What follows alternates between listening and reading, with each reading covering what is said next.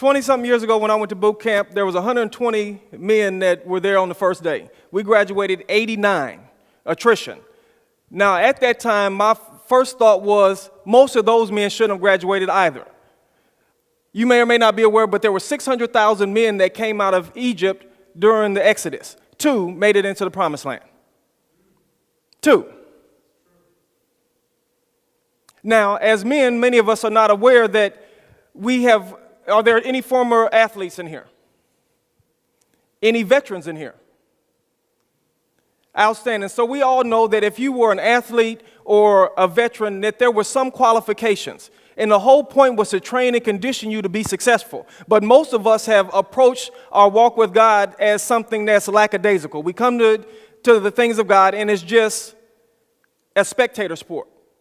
And this has caused many of us to live lives that are defeated. Now, some of you may or may not be a Christian, but the whole point is if you're here, it is because you are a man. And as men, there are certain things we need to know in order to be successful. Now, there are 5 ways that men are being assassinated right now. The first is emasculation. Now, masculinity is the humble, glad assumption of the God-given responsibility to lead, provide for, and protect. Now, emasculation is the exact opposite of that.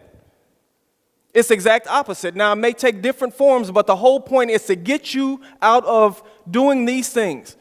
The God is the humble, glad assumption of the God-given responsibility to lead, provide for, and protect. Now, there are things that many of us happen in our lives. If somebody's laid off, that has affected my ability to provide for, but I have a desire to do these things. This is what masculinity is, and this is what the enemy and the world around us is working against. The second thing is leveraging the homosexual agenda. Now, this is not about homosexuals in particular, but this is about the simple fact that the homosexual population makes up 3% of the population.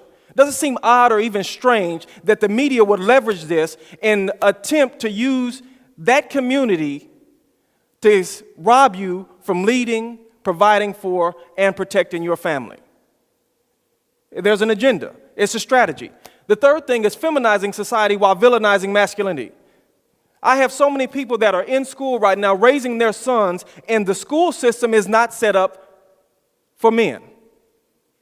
It's not set up to train and raise boys to be the leaders, the providers, and protectors in their homes.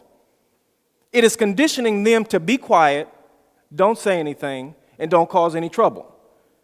Now, if you have any children, I'm sure you would agree that we all want our children to be well-behaved.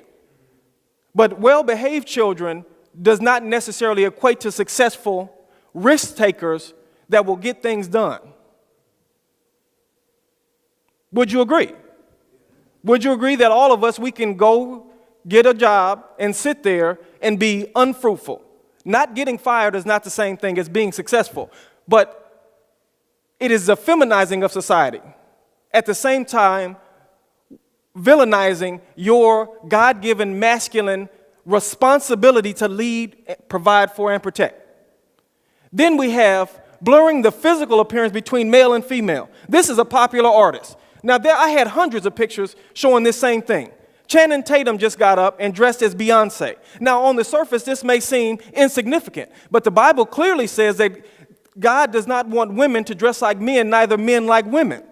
The whole point is simple, because you are a man, but the enemy is using these subtle influences to get men to think that it's okay. You don't have to be a man. Now, we're not talking about false machismo, tough guy stuff. We're talking about the simple fact that we are designed to do something. Would we all agree that men and women are different?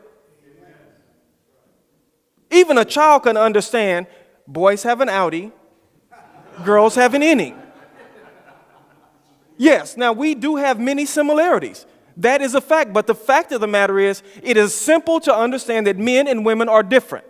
It doesn't matter how much education you get, which college course you go to, a man will never have a baby. Bruce Jenner will never have a baby. Science, technology has not equipped or allowed us to make that change. Now, it's simple. If we buy an electronic item, if we purchase anything, we go to the designer of that item to get the instructions on what to do with it. But when it comes to this, masculinity, when it comes to being a man, When it comes to living life, very often we skip the designer and we want to figure it out on our own. And society has a definite game plan for you to figure it out. And it is not the plan of the designer. And the fifth way that Satan is attacking masculinity is removing men from their position by mass incarceration. Now, I will be the first to admit that I have personally met and come encounter with people that definitely need to be away from society. But there's an agenda. The United States makes up 5% of the world population, but 25% of the prison population. If we just combine California, Arizona, and Texas, there are more people in the correctional institution between lawyers, the correctional officers, and inmates than most of the other industrialized nations put together. There is a problem. So now, if the design of masculinity is for you to lead, provide for, and protect your family, how can you do that if you're not there? How can you do that? Now, we're not talking about just giving everybody a get-out-of-jail-free card. But what we're talking about is a strategic plot to emasculate or remove the masculine spirit. And that's what this is about. Hey, if you like this video, give it a thumbs up. If you didn't, give it a thumbs down. If you have any ideas for future content you'd like to see, then get at me in the comments below. And finally, make sure you subscribe to my channel. By doing so, you support me, the channel, and the mission that God has given me. Until the next time, fight courageously, take action, and accomplish the impossible with God.